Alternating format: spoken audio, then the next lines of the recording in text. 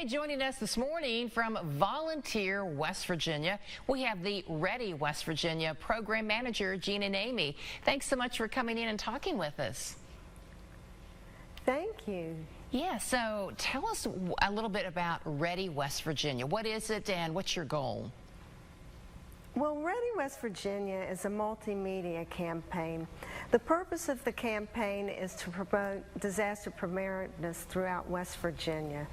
We want to encourage everyone to take steps before a disaster happens so they can be better prepared. Yeah, other than maybe keeping our phones charged and maybe some flashlights nearby, what should we be doing to be better prepared during disasters? Well, there's really three basic steps you need to do to be prepared. Number one, you want to stay informed. You want to make sure that you're staying tuned to your local news with radio or TV, and if the power goes out, you know, have a radio that's battery powered so you can stay up to date with local news and weather alerts. You can also follow them on social media. Secondly, you want to build a kit. Emergency supplies, you want to keep that in a portable container, so in case you would have to evacuate. Some of those needs would include, you know, basic needs such as food, water. The guidelines are to keep 1 gallon of water per person per day. You would also need flashlight and batteries. I suggest don't keep batteries in your flashlight. They can corrode. Just keep them in their original packaging. A first aid kit and other basic supplies that you need. And lastly, you would want to make sure that you communicate with your family members so that you have a plan on how you'll communicate if you are to get separated during disaster, or if you need to contact someone out of town. Sometimes phone lines are down and people cannot communicate in a disaster impacted area. Those are great reminders. You know, we have a lot of flooding around here. Any tips on how we can be better prepared in case a flood hits our neighborhood? Yes, well, you want to still take those three basic steps for any type of disaster.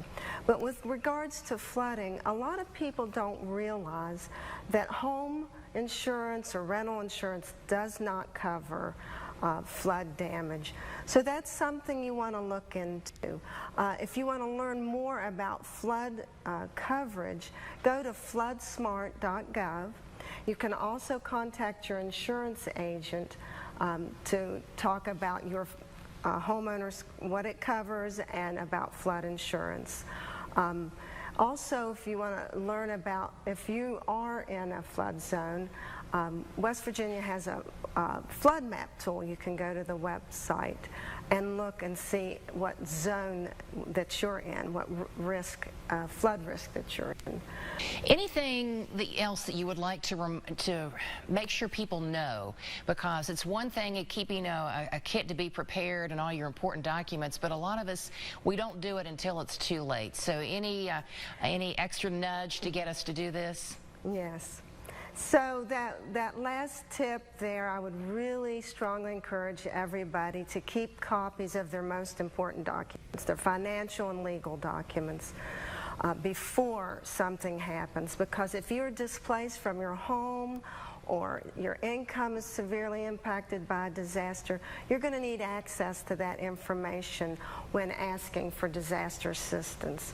And some of those items would be like the deed to your home, copies of utility bills, copies of your bank statement, insurance policy and information.